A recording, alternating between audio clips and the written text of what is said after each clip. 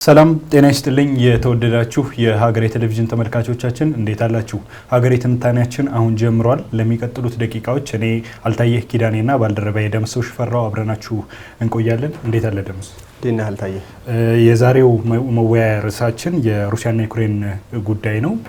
እንደምታውቀው ባለፉት ጊዜያት የተለያዩ ጥቃቶች ሲሰነዘሩ እንደነበር እናስታውሳለን። በሩሲያ በኩል በዩክሬንም በኩልና አሁን በተባበሩት መንግስታት ድርጅት ውስጥ እንደ መነጋገሪያ አጀንዳ ሆኖ ቀርቧል። በተለይ ባለፉት 2 ቀናት የአሜሪካው ፕሬዝዳንት ዶናልድ ትራምፕም በተባበሩት መንግስታት ድርጅት ጠቅላላ ጉባኤ ላይ የተለያዩ ሀሳቦችን ሲሰነዝሩ ነበር። አዳዲስ ነገሮቹ ምንድናቸው ከሚሉት ነገሮች እንነሳና ወደ ቀጣዮቹ ጉዳዮች እንሄዳለን።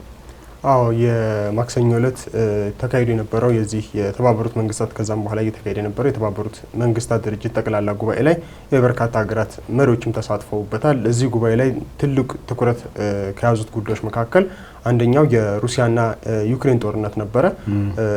እዛም ላይ በዋናነት ያው ንግግርም ካደረጉት መካከል የአሜሪካው ፕሬዝዳንት ዶናልድ ትራምፕ እንዲሁም የዩክሬኑ ቮሎዲሚር ዜሌንስኪ ከሱ ጋር በተያያዘ ጠንከር ያሉ ሀሳቦችን ያነሱበት መድረክ ነበረ።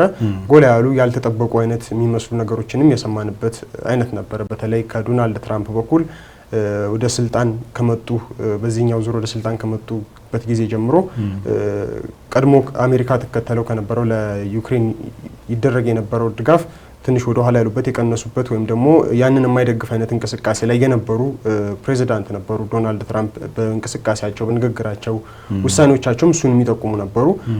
ከሩሲያው ፕሬዚዳንት ቭላዲሚር ፑቲን ጋርም የጠበቀ ግንኙነት እንዳላቸው የሚያሳዩ አንድ 2 ጊዜም በስልክ የመወያየት እንዲሁም በአካል ከረጅም ጊዜ በኋላ ከአሜሪካ ፕሬዚዳንትና የአሜሪካ ፕሬዚዳንት ፊት ለፊት የተገናኙበት ውይይትም በቅርቡ ነበር መካሄዱን ያየ ነውና እነዚህ ሁሉ ነገሮች ያሳዩ የነበሩት ዶናልድ ትራምፕ ከዚህ በፊት ከነበሩት የአሜሪካ ፕሬዚዳንቶች የአሜሪካ አቋም ለየት ያለ አቋም እንደነበራቸው የሚያሳይ ነበር።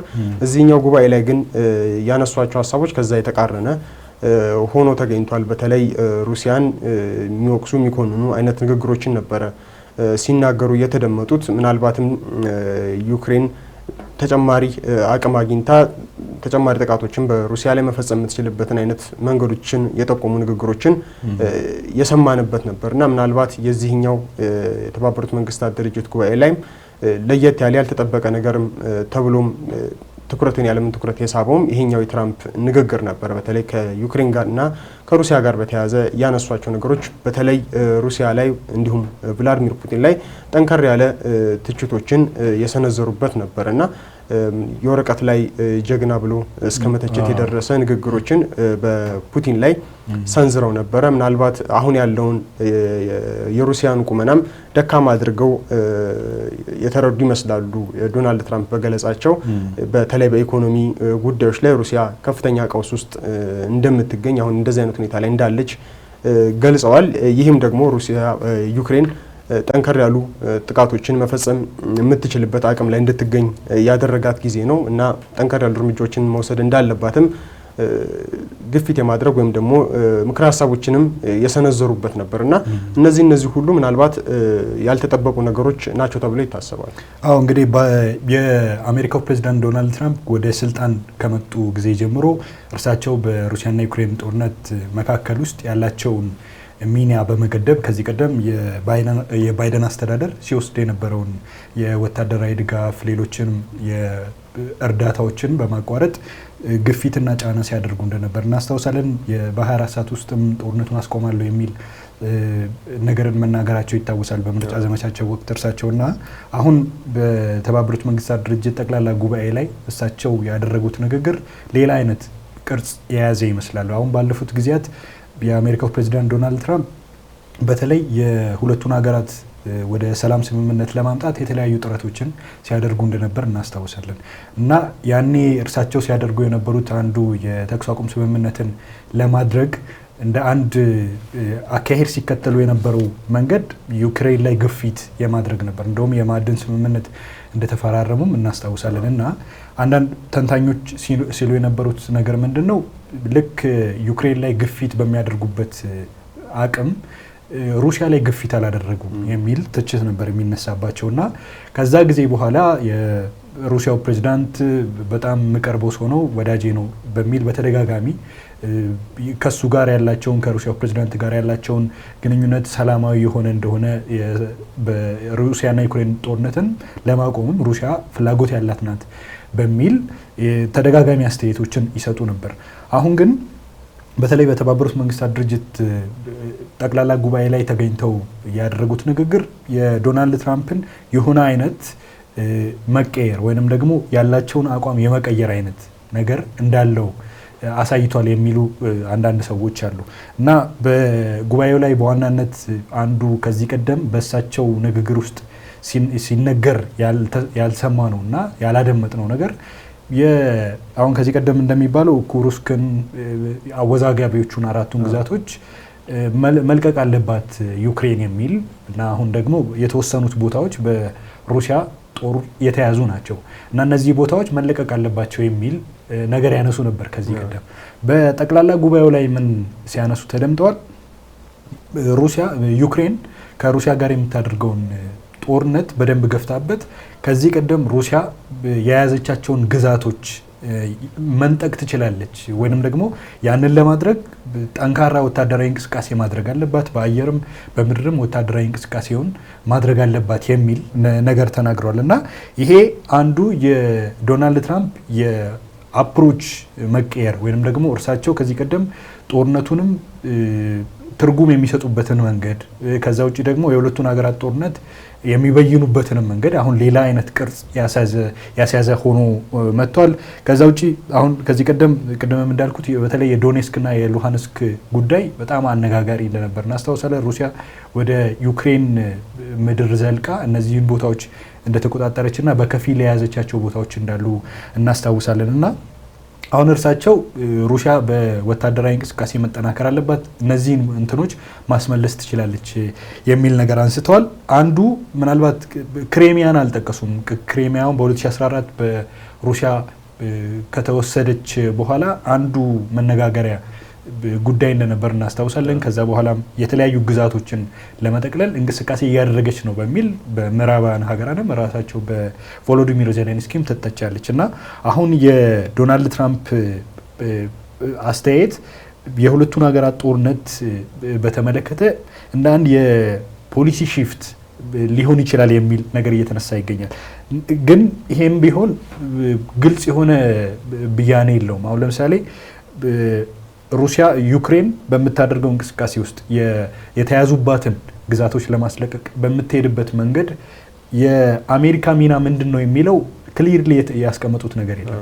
እርሳቸው እንግዲህ ብዙ ጊዜ የሚናገሩት ነገር ዝርዝር የሚጎለው ነገር ነው። ብዙ ጊዜ አንዳንዴ ለትርጉምም የሚጋለጥ አይነት አስተያየት ሲሰጡ በተደጋጋሚ እንሰማለን እና አሁን አንዳንዶች ክሊር የሆነ ግልጽ የሆነ የፖሊሲ ሺፍት ነው አይሉትም። ይሄንን ጉዳይ ግን የሆነ አይነት የአፕሮች መለወጥ እንዳለ መመልከት እንችላለን። ግን አንዳንዶች እያሉ እንደሚገኙት በሁለቱ ሀገራት ጦርነት መካከል እሳቸው ከዚህ ቀደም የእኛን ያልሆነውን ጦርነት አንዋጋም የሚል አስተያየት ሲሰጡ እንደነበር እናስታውሳለን እና በዩክሬን በምታደርጋቸው እንቅስቃሴዎች ውስጥ የአሜሪካ ሚና ምንድን ነው፣ የትራምፕ አስተዳደር ሚና ምንድን ነው የሚለው ክሊርሊ እሳቸው በግልጽ ያስቀመጡት ጉዳይ እንዳልሆነ ተመልክተናል።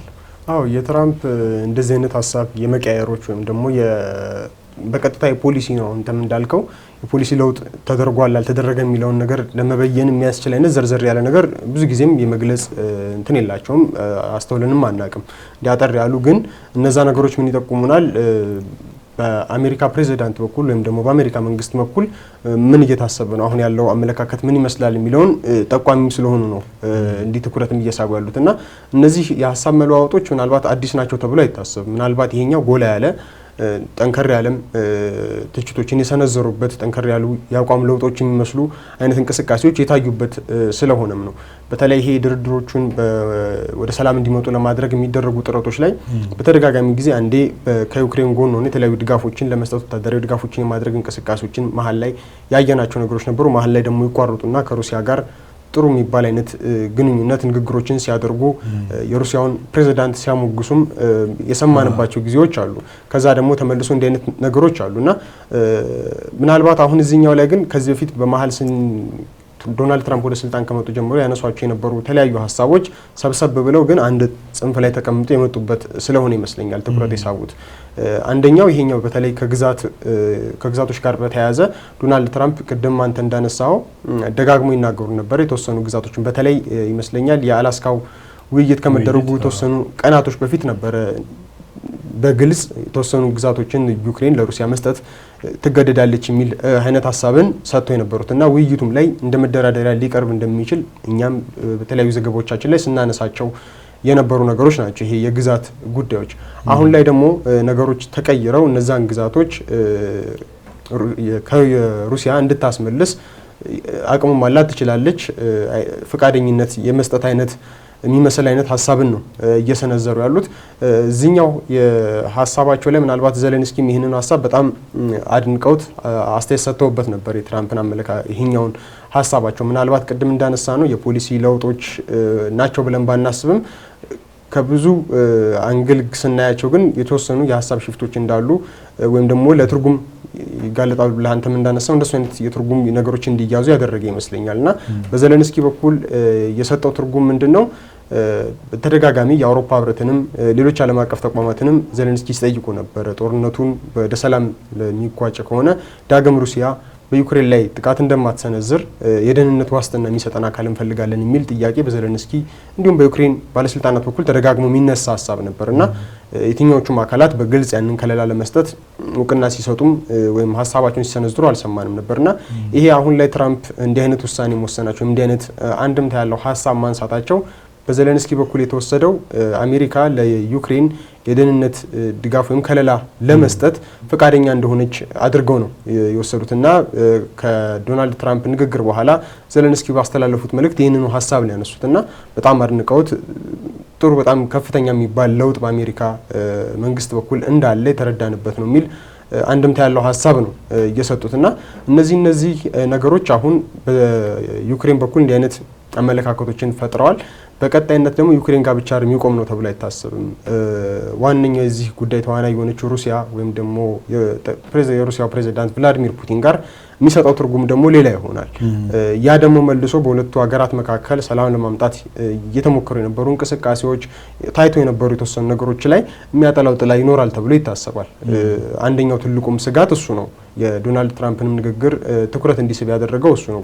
ይዞት የሚመጣው ነገሮች ስላሉ ማለት ነው እና ይሄ ንግግራቸው ሌሎች አካላትንም ይጨምራል። ከዚህም በፊት እኛም አንስተናቸው እንደነበረው የሁለቱ ሀገራት ወደ ሰላም የማምጣት ጉዳይ ላይ ዋነኛዎቹ ሀገራት ሩሲያና ዩክሬን ብቻ ሊሆኑ ይችላሉ። ግን ከጀርባ ያሉ ደግሞ ሌሎች የድርድሩ ላይ ሊካተቱ እንደሚገባ ጥያቄ ያነሱ የነበሩት የአውሮፓ ህብረት አባል ሀገራት ኔቶን ጨምሮ ትልቅ ሚና እንዳላቸው ነው የሚታሰበው እና አሁን ላይ ትራምፕ ንግግር ለነዚህ ሀገራትም የሚሰጠው ሌላ መልእክት ይኖራል።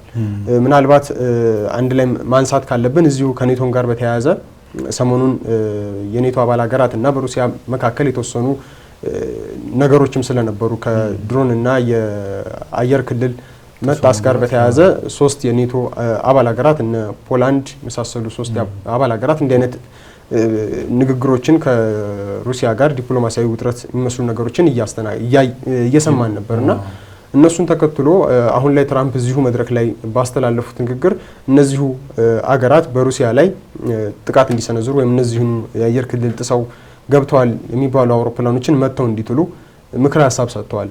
በአደባባይ የተናገሩት ንግግር ነውና እነዚህ ነገሮች በአሜሪካና በሩሲያ ዲፕሎማሲያዊ ግንኙነት ላይ በሩሲያና በኔቶ አባል ሀገራት መካከል ያለው ዲፕሎማሲያዊ ግንኙነት ላይ እንዲሁም ወታደራዊ ጉዳዮች ላይ የነበሩ ውጥረቶችን የበለጠ ከፍ የሚያባብሱ ናቸው ተብሎ ነው የሚታሰቡት።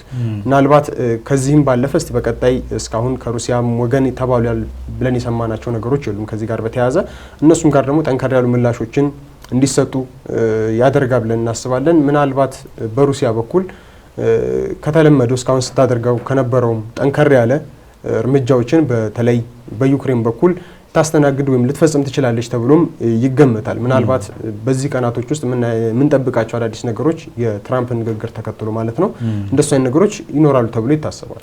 አዎ የኔቶን በተመለከተ አሁን የተባበሩት መንግስታት ድርጅት ጠቅላላ ጉባኤ ላይ እንደ አንድ አጀንዳ ሆኖ መነጋገሪያ የነበረው ጉዳይ አንዱ እርሳቸው ዶናልድ ትራምፕ የተናገሩት ነገር ነበር እና አሁን ከዚህ ቀደም በተደጋጋሚ ስናነሳው እንደነበረው የሩሲያና ዩክሬን ጦርነት መቋጨት በተኩስ አቁም ስምምነት ተጠናቆ ድርድሩ ተካሂዶ ከተጠናቀቀ በኋላ አንዱ በዩክሬናውያን ዘንድ እንደ ስጋት የሚነሳው ነገር የደህንነት ዋስትናዋ ጉዳይ ነው። ሩሲያም በራሷ በኩል የምታነሳው ነገር አለ። ዩክሬን ደግሞ ከተኩስ አቁም ስምምነቱ በኋላ ምንም አይነት ማስተማመኛ የለንም፣ ሩሲያ ጠቅላላ እንደማትወረን የሚል ስጋት አላቸው እና በትላንቱ ከሰሞኑ በተደረገው የጠቅላላ ጉባኤ ላይ አንዱ ዶናልድ ትራምፕ የተናገሩት ነገር ወታደራዊ ድጋፍን የተመለከተ ይገኝበታል እና እርሳቸው ሲሉት የነበረው ነገር ምንድን ነው?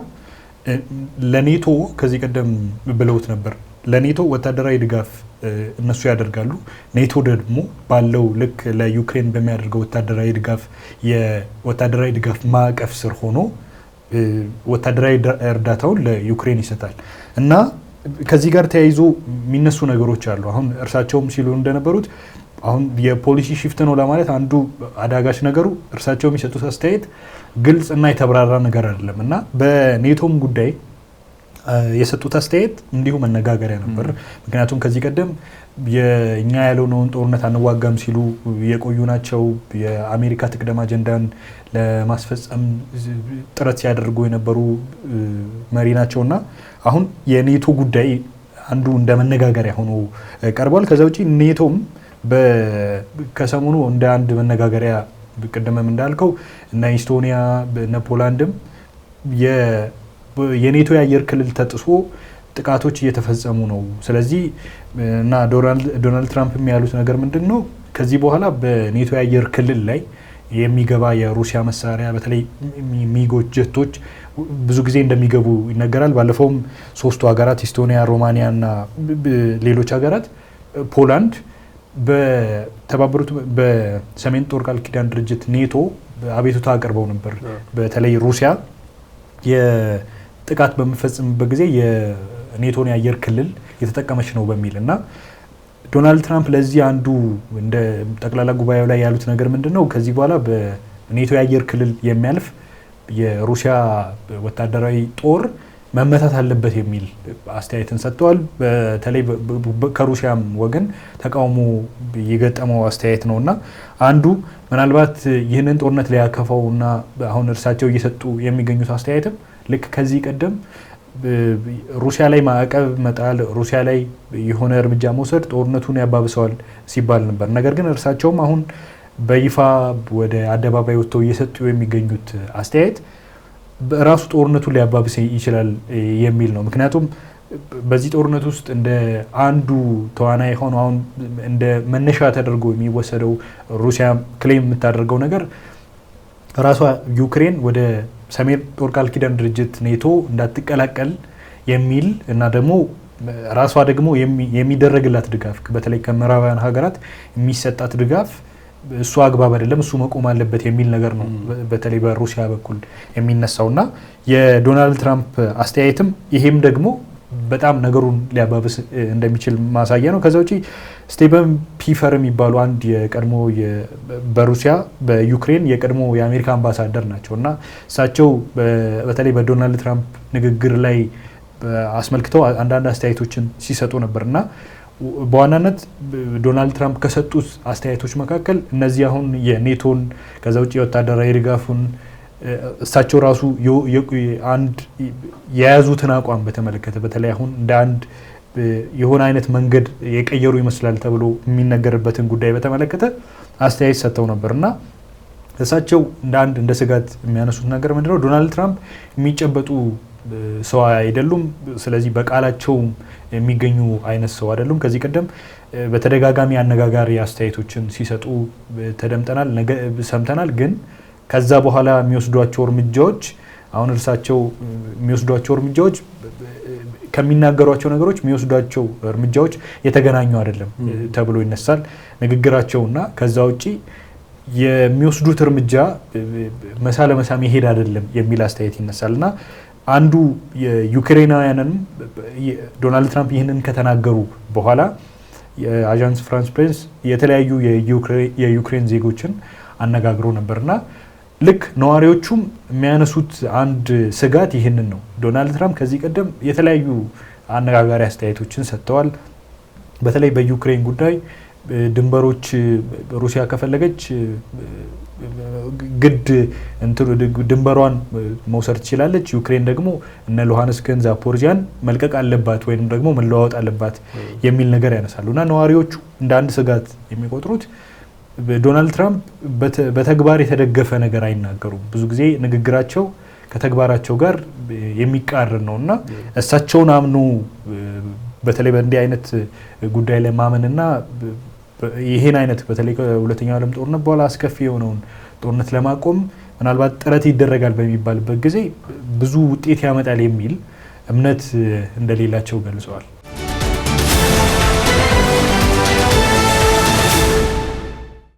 አዎ ዋጋ የከፈለችም ይመስለኛል። ምናልባት ዘለንስኪን በጣም የሚተቹባቸው ከነበሩ ነገሮች ውስጥ አንደኛው እንደዚህ አይነት ነገሮች ናቸው።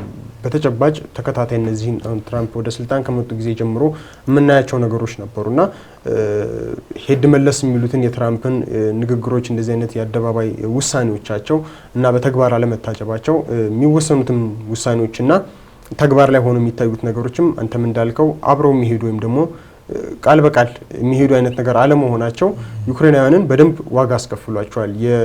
እያየን ነው። በተለይ ዶናልድ ትራምፕ ወደ ስልጣን ከመጡ ወዲህ የሩሲያ ዱላ ወይም የሩሲያ ድብደባዎች በዩክሬን ላይ በጣም እየጨመሩ ነው የመጡት። ቅርጻቸውን በጣም ቀይረው በሰፋ መልኩ እየተፈጸሙ ያሉ ጥቃቶችን እየሰማን ነው። በተለይም እንደውም ጥቃቶቹ ከወታደራዊ ቦታዎች ሁሉ ወጣ ብለው ወደ ዋና ከተሞች ዋና የሚባሉ የዩክሬን ከተሞችም ላይ ከባባድ ጥቃቶች እንዲስተናገዱ ሆኖ እያየን ያለንበት ጊዜ ነው ያለነው እና በየቀኑ በጣም ሰፋፊ ጥቃቶች ናቸው በሩሲያ የሚፈጸሙት።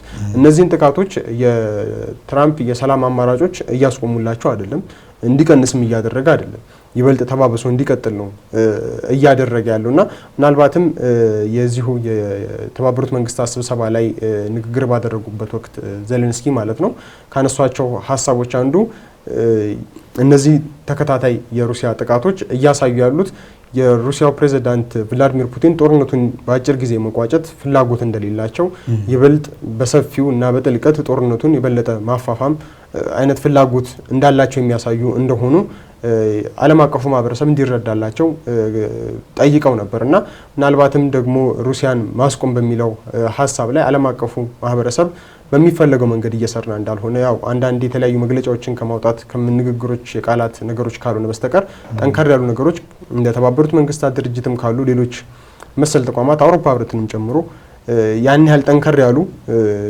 ድጋፎችን ለዩክሬን እንዲሁም ደግሞ ሩሲያን ሊጎዳ የሚችል ጠንከር ያለ እርምጃ ሲወስዱ እያየን አይደለንም እና እነዚህ ነገሮች ፑቲን ከጦርነቱን ለማስቆም ሀሳብ እንዳይኖራቸው የበለጠ ተባብሶ እንዲቀጥል ተጨማሪ ግዛቶችን ለመያዝ የተለያዩ ጥረቶችን ማድረግ እንዲቀጥሉ ያደረጋቸው ነው ተብሎ ነው የሚታሰበው እና ዜሌንስኪ የሚያነሱት ሀሳብ ይህንን ነው። ዓለም አቀፉ ማህበረሰብ በዚህ ጉዳይ ላይ በጣም ደካማ ሆኖ እንደተገኘ፣ ዩክሬንን መታደግ እንዳልቻለ፣ ዩክሬናውያንን ከለላ ሊሰጣቸው እንዳልቻለ፣ ጉልበተኞች እንደፈለጉ የሚሆኑበት ዓለም እንዲፈጠር አስተዋጽኦ እያደረጋችሁ ነው የሚል አንድምታ ያለው ንግግር ነበር ያደረጉትና እነዚህ ሁሉ ወደኋላ መለስ ብለን ስናየው ከትራምፕ ውሳኔዎች ጋር በተያያዘ የዩክሬን እንዲሁም ዜሌንስኪ በዋናነት በአሜሪካ ወታደራዊ እንቅስቃሴዎች ላይ የአሜሪካ መንግስት ውሳኔዎች ላይ ተንጠለጠለ ነው። ወታደራዊ እንቅስቃሴዎቿም ኢኮኖሚካሊ ያሉትንም ብዙ ነገሮችንም ስናይና እነዛ መሆናቸው ከትራምፕ መወላወል ጋር በተያያዘ ወስን አንዱን እንዳትይዝ ወይ ጦርነቱን ባለበት ሁኔታ ቋሽቶ የተወሰኑትንም ግዛቶች ትራምፕ እንደሚሉት አስረክቦ ለማቆም በሚለው እንኳን መተማመን እንዳይችሉ ያደረጋቸው ያኛው ነው። በተደጋጋሚም ዜሌንስኪ የሚያነሱት የደህንነት ዋስትና ጉዳይ ትልቁ መደራደሪያ ሀሳባቸው እየሆነ የመጣው በዛ ምክንያት ይመስለኛል።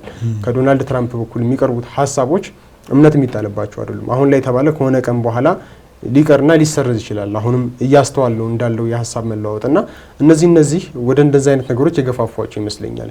በተለይ ዶናልድ ትራምፕ ጋር ቅድም ወደ አነሳው ስንመለስ ከመተማመን ጋር በተያያዘ የተለይ ደግሞ የአውሮፓ ህብረት አባል ሀገራት እንዲሁም ኔቶ በሚፈለገው መጠን አይደለም ለዩክሬን የሚፈለገውን ድጋፍ እየሰጡ ያሉት ከንግግሮች ያለፈ አይደለም። ምናልባት አሁን ወታደራዊ እርምጃ እንዲወስዱ ትራምፕ ድጋፍ መሰል ሀሳብ ቢሰነዝሩም ከኔቶ በኩል እንደሱ አይነት ነገሮች ይደረጋሉ ተብሎም አይጠበቅም። ምናልባት እስካሁን ያየናቸውም ነገሮች ያንን ስለሚያሳዩ ብዙ ይሄ ጦርነት ከተጀመረ ወዲህ ብዙ ወደ ጦርነቱ ሊያስገባ የሚችል ኔቶን ወደ ጦርነቱ ሊስቡ የሚችል ብዙ ነገሮች ተፈጥረዋል። በሩሲያ በኩል ብዙ የተፈጸሙ ጥቃቶች አሉ፣ ብዙ የሆኑ ነገሮች ነበሩ። እነዛ ሁሉ ግን ኔቶን ወደ ጦርነቱ እንዲገባ አላደረገውም፣ ሩሲያ ላይ ጥቃት እንዲፈጽም አላደረገውም። ለዚህም ደግሞ ትራምፕ የሚያነሷቸው ሀሳቦች አሉ። ኔቶንና የአውሮፓ ህብረትን ራሳቸው ሩሲያን ድጋፍ እያደረጉላት ነው የሚል ሀሳብ ያነሳሉ። ይሄ ድጋፍ በምን አይነት መልኩ ነው? በሌላ አይነት መልኩ ከፍተኛ ጥገኛ ናቸው የአውሮፓ ህብረትና የኔቶ አባል ሀገራት ከሩሲያ በሚያገኙት የኢነርጂ ላይ ነው ኢኮኖሚያቸው አጠቃላይ ጥገኛ የሆኑ የተንጠለጠለው እና ያ በመሆኑ ምክንያት አሁንም ድረስ ከፍተኛ የሚያስፈልጋቸውን የኃይል አማራጮች የኃይል ሶርስ ገዝተው የሚያገኙት ከሩሲያ ነው። ይህንን አሁን ድረስ ሊያቋርጡ አልቻሉም። ብዙ ማዕቀቦችን ጥለዋል። ይሄኛው ግብይት እንዳለ ሆኖም በርካታ ማዕቀቦችን በሩሲያ ላይ ጥለዋል። ግን ይሄኛውን ነገር ማድረግ አልቻሉም። እነዚህን አይነት ነገሮች ማቋረጥ አልቻሉም። ሩሲያ ደግሞ ከፍተኛ ገንዘብ የምታገኝበት ይሄው የኃይል አቅርቦት ነው። ለሩሲያ እንግዲህ ሩሲያ ከምታቀርባቸው ከፍተኛ የሚባሉ የኃይል አማራጮች ውስጥ እንደ የተፈጥሮ ጋዝ፣ ነዳጅ፣ የኒውክሌር ኃይልን ጭምር እንዲሁም የድንጋይ ከሰል የሚገኙ የኃይሎችን ለኢኮኖሚያ መሰረት እንደሆኑ ይነገራል። አዎ እነዚህን አማራጮች ለኔቶ አባል ሀገራት እንዲሁም አውሮፓ ህብረትም አባል ሀገራት በሽያጭ ታቀርባለች እና ከፍተኛ የገንዘብ አቅሟን የምታገኘው ኢኮኖሚዋን የምትደግፈውም ከዚህ በሚገኘው ነው እና ትራምፕም እያሉ ያሉት ምንድነው ያው ጠላት ናት ብለው ነው የሚያስቡት አይደል? የአውሮፓ ህብረትም የኔቶ አባል ሀገራትም ከፍተኛ የደህንነት ስጋታችን ብለው የፈረጇት ሀገር ናት ሩሲያ። ግን ደግሞ እንደዚህ ብትሉም በሌላ መልኩ ደግሞ ጠላት ብለው የሚሏትን አካል በገንዘብ ድጋፍ እያደረጉ ነው። እንደዚህ አይነት ግዢዎች በመፈጸም ገንዘብ እንድታገኝ ጠላታቸውን እያደራጁ ነው። ስለዚህም ይህንን ነገር ማቆም አለባቸው የሚል ጠንከር ያለ አስተያየት ሲሰጡም የተደመጡበት ነበር። አሁን እንግዲህ ይቅርታ በተለይ ወደ ክሬምሊን አንዳንድ ከሩሲያ በኩል የተነገሩ ነገሮች ካሉ እሱን እንመልከትና የክሬምሊኑ ቃል አቀባይ ዲሚትሪ ፔስኮቭ አንድ አስተያየት ሰጥቷል። በተለይ ዶናልድ ትራምፕ ከዚህ ቀደም ባልተለመደ መልኩ ነው ይህንን አስተያየት ሲሰጡ የተደመጡትና ቮሎዲሚር ዜሌንስኪ ትልቅ ሺፍት እንደሆነ ሲያነሱ ነበር። በተለይ ዶናልድ ትራምፕ የያዙትን አቋም እንደ ትልቅ እንትን ሲጠቀሙት ነበርና አሁን የክሬምሊኑ ቃል አቀባይ ሲሉ የነበሩት ምንድነው ለዶናልድ ትራምፕ አቻ የሚመስል አስተያየት ሰጥቷል። ሩሲያ ባለፉት 3 ዓመታት ጦርነቱን በምትፈልገው መንገድ እያካሄደች እንደሆነ ከዛ ውጪ እሳቸው እንደሚሉት ይሄ ዝም ብሎ አጉል ጀግና ለመሆን ምናምን አይደለም ጦርነቱን እያደረገች ያለችው ፍላጎቷን ለማሳካት ነው የሚል አስተያየትን ሰጥተዋል እና ከዚህ ቀደም ሰርጌይ ማርኮቭ የሚባሉ የቀድሞ የሩሲያ የቭላዲሚር ፑቲን አማካሪ የነበሩ አንድ ሰው አሉ እና እሳቸው በዚህ ጉዳይ ላይ አንድ አስተያየት ሰጥተዋል እና በተለይ ዶናልድ ትራምፕ የሰነዘሩትን አስተያየት በተመለከተ እርሳቸው የሚሉት ምንድነው የዶናልድ ትራምፕ የአሁኑ አስተያየት እንዳስገረማቸው ገልጸዋል። ምክንያቱም ከዚህ ቀደም እንዲህ አይነት አስተያየቶችን ሲሰጡ ያልተለመዱ አይነት በመሆኑና እሳቸው ዶናልድ ትራምፕ ይህንን አይነት መሰል አስተያየት እንዲሰጡ ያደረጋቸው ነገር በተለይ የቮሎዲሚር ዜሌንስኪ መሻት ነው። እሱ ሲናገር የነበረውን ነገር ለማስተጋባት ነው እየሞከሩ ያሉት እና አሜሪካ አሁን በተለይ በሩሲያ እና ዩክሬን ጦርነት መካከል የያዘችውን አቋም ጥያቄ ውስጥ የሚያስገባ አስተያየት ሰጥተዋል። ኢኮኖሚውንም በተመለከተ አሁን ቅድም አንተም እንዳልከው ለምንድን ነው የአውሮፓ ሀገራት ለሩሲያ የኢኮኖሚ መሰረት ናቸው ተብለው የሚጠቀሱትን ምርቶች የሚገዙት የሚል አስተያየት እንደሰጡ እናውቃለንና ከዛ ጋር በተያያዘም አሁን የሩሲያ ኢኮኖሚ እድገት እያስመዘገበ እንደሆነ እና እንደሚባለው ልክ ዶናልድ ትራምፕ የሚሉትን አይነት የኢኮኖሚ ድቀት ሩሲያ እንዳልገጠማት የሚገልጽ አስተያየት ሰጥተዋልና እርግጥ ነው ሩሲያ በ3 ዓመቱ ጦርነት ውስጥ በጣም በርካታ የሚሆነውን በጀት ለጦርነት ትመድባለች።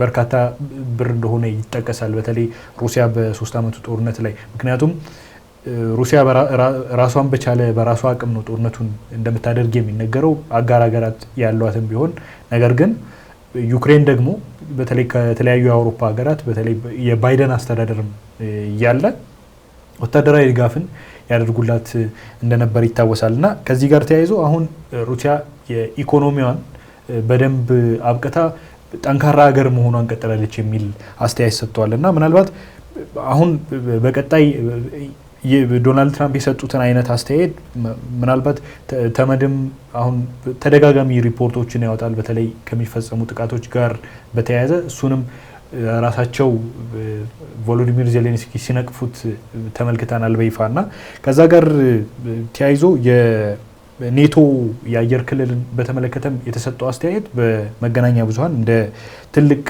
መነጋገሪያ ርዕስ ሆኖ ቆይቷል። ከሌሎች አስተያየት ሰጪዎችም የሚያነሱት ነገር አለ። በተለይ አሁን ሩሲያ ማስመለስ ትችላለች ግዛቷን፣ ዩክሬን ማስመለስ ትችላለች ግዛቷን የሚለውን በተመለከተ እውን ሊሆን ይችላል ወይ የሚለው ነገር በተለያዩ የዓለም አቀፉ ማህበረሰብ ዘንድ አሁንም መነጋገሪያ እንደሆነ ቀጥሏል። አዎ በተለይ ከኔቶ ጋር ምናልባት ሳናነሳው ማለፍ የሌለብን ተብሎ የሚታሰበው ዶናልድ ትራምፕ ከዚህም በፊት አቋማቸው እንደሆነ ይታወቃል። በተለይ የአሜሪካ ለኔቶ ከፍተኛውን ወጪ እንደምታወጣ ደጋግሞ ሲገልጹ ነበርና ይህንን እንደምታቋርጥ ደጋግሞ ሲዝቱም ሰምተናል። ለዚህኛው ዋነኛው ምክንያታቸው አሜሪካ ብቻዋን ነው ያንን ያህል ገንዘብ ለዚህ ተቋም የምታወጣው። ሌሎቹ የኔቶ አባል ሀገራት የሚፈልገው መጠን ከመከላከያ በጀታቸው ላይ የሚፈለገውን መጠን አይደለም ለኔቶ እያዋሉ ያሉትና ያ መሆኑ ደግሞ ተጽዕኖ ወይም ሙሉ ጫና በአሜሪካ ላይ ሆኗል የሚል ሀሳብ ተደጋጋሚ ያነሱ ነበርና ምናልባት እዚህ መድረክ ላይ እንደ ጥሩ ነገር ብለው ካነሱት በኩል በኔቶ በኩል ተደርጓል ካሉት ውስጥ በ2035 ይመስለኛል የኔቶ አጠቃላይ አባል ሀገራቱ ከመከላከያ በጀታቸው ላይ ወደ 500 አሳድገዋል ለኔቶ የሚደግፉትን የሚያቀርቡትን የመከላከያ በጀት እና ይሄ በጣም እንደ ጥሩ የሚነሳ ነገር ነው ብለው ሲያወድሱትም ተሰምቷል እና ምናልባት ይሄኛው ነገር ኔቶም የተፈጠሩበት በርካታ ስጋቶች አሉ። ምናልባት የትራምፕ ንግግርን ብቻ ሳይሆን ከሩሲያም ጋር ያሉት የምናያቸው ውጥረቶች ወታደራዊ አቅሙን ተገዶም ቢሆን እንዲያሳድግ ያደረገው ይመስላል እና እነዚህ ነገሮች ምናልባት አሁን ኔቶ ከዚህ በፊት የዳር ተመልካች ሆኖ ነበረ ነገሮችን ለጦርነቱ መነሻ ተብሎ የሚታሰበው የዩክሬን ወደ ኔቶ መግባት ስለነበረ እዛ ጋር ፈቃደኝነት ታገኝ አታገኝ የሚለው ጉዳይ ነበር። አሁን ላይ ግን የአየር ክልል ወደ መጣስ ደርሷል። በተለያዩ የኔቶ አባል ሀገራት ድንበር በኩል ሩሲያ ጠንከር ያሉ ወታደራዊ እንቅስቃሴዎችን እያደረገች እንደሆነም እያየን እየሰማን ያለንበት ጊዜ ላይ ያለ ነው። እነዚህ ነገሮች ሁሉ ተዳምረው እንዲሁም ደግሞ አሁን በዶናልድ ትራምፕ በኩልም ተይዘዋል ተብሎ የሚታሰቡት አቋሞችም ምናልባት እነዚህን ሀገራት በቀጥታ ወደ ጦርነቱ የመሳብ አይነት እንቅስቃሴ ከዚህ በፊት ካየ ነው በተለየ መልኩ ሊታይ ይችላል ተብሎ ይታሰባል። ከዚሁም ጋር ተያይዞ የኔቶ አባል ሀገራት እንደዚህ አይነት ወታደራዊ እንቅስቃሴዎች እነሱም በተለያዩ ሀገሮቻቸው በኩል አባል ሀገራቶቻቸው በኩል እንደዚሁ ወታደራዊ እንቅስቃሴዎቻቸውን ወታደሮችን የማስጠጋት ካምፖችን የማቋቋም አይነት እንቅስቃሴዎችንም ያየንበት ነበርና እነዚህ ሁሉ ተዳምረው እንደዚህ አይነት ነገሮችን እንዲፈጠሩ ሊያደርጉ ይችላል ተብሎ ይታሰባል። ምናልባት እንግዲህ ደግሞ በትራምፕ በኩል እንደተለመደው ምናልባት የሀሳብ ለውጦች የሚመጡ ከሆነና ደግሞ ከዚህ በፊት እንዳየነው ደግሞ ከሩሲያ ጋር ወዳለው አይነት እንቅስቃሴ መደገፍ አይነት የሚመስል እንቅስቃሴ ወይም ወዳጅነት የሚመስል እንቅስቃሴ ደግሞ የሚፈጠር ከሆነና ነገሮች የሚቀየሩ ከሆነ ደግሞ ምናልባት ሌላ አይነት ቅርጽ ሊይዝ ይችላል ተብሎ ይታሰባል። ምናልባት ከተያዙት ክልሎች ጋር በተያያዘ አሁን የዩክሬን የተለያዩ ክልሎች በሩሲያ ቁጥጥር ስር እንዳሉ ይታወቃል። በተለይ የሚነሳው ነገር አሁን ምንድነው በ20 በመቶ የሚሆኑ የዩክሬን ግዛቶች አሁን ተይዘው የሚገኙት በሩሲያ ነው ተብሎ ይነገራል እና ይህንን በተመለከተ አንዳንድ አስተያየት ሰጪዎች አሁን ፕሮፌሰር ማይክል ክላርክ የሚባሉ አንድ ተንታኝ አሉና እሳቸው ምን ይላሉ? የዶናልድ ትራምፕን አስተያየት ከሰሙ በኋላ ምናልባት ከ1991 የሶቪየት ህብረት መፍረስ በኋላ ሩሲያ እና ዩክሬን የተለያየ ቅርጽን ይዘዋል እና ምናልባት እርሳቸው የሚሉት ነገር ምንድነው ክሬሚያን በ2014 ክሬሚያን ከያዘች በኋላ ሩሲያ አሁን እሱን ለማስመለስ የሚያስችል ሳይሆን አላማ ላይኖራት ይችላል ዩክሬን የሚል አስተያየት ይሰጣሉ እና ከዛ ውጪ ግን በተለይ አሁን እንደ መነጋገሪያ ርዕስ ተደርገው የሚነሱት የዛፖርዚያ ኬርሰን ሉሃንስክና ዶኔስክ ክልሎችን ግን ለማስመለስ ምናልባት ገፍታ የምትሄድና ወታደራዊ ድጋፎችንም ከምዕራባውያን ሀገራት የምታገኝ ከሆነ ምናልባት እነዚህን አወዛጋቢ ክልሎች ልታስመልስ የምትችልበት እድል አለ የሚል ነገርን ተናግረዋል። እና በተለይ ደግሞ የክሪሚያን በተመለከተ ያለው እውነታ የተለየ ነው። ምክንያቱም ምንም አይነት ያንን ቦታ ለመቆጣጠር የሚያስችል ወታደራዊ አቅምም ሆነ ምናልባት ፖለቲካውም የሆነ ቁርጠኝነት ላይኖራት ይችላል የሚል አስተያየት ሰጥቷል። ከዛ ውጪ ግን ራሳቸው ዶናልድ ትራምፕም የተናገሩትን ነገር በጥርጣሬ የሚመለከቱት እንደሆነ ተናግረዋል። እና ምናልባት በቀጣይም የሩሲያና ዩክሬን ጦርነት አሁን ወዴት ይሄዳል የሚለውን በተከታታይ በዘገባዎቻችን የምናነሳው ይሆናል። የዛሬው ፕሮግራማችንን በዚሁ እናጠናቀ። የተከበራችሁ የሀገሬ ቴሌቪዥን ተመልካቾቻችን ሀገሬ ትንታኔያችን ይህንን ይመስል ነበር። ለዛሬ ያዘጋጀንላችሁ አልታየ ኪዳኔና ደምሰው ሽፈራው ነበርን። ስለተከታተላችሁን እጅግ አድርገን እናመሰግናለን። ሳምንት በተለያዩ ዝግጅቶች እንገናኛለን። መልካም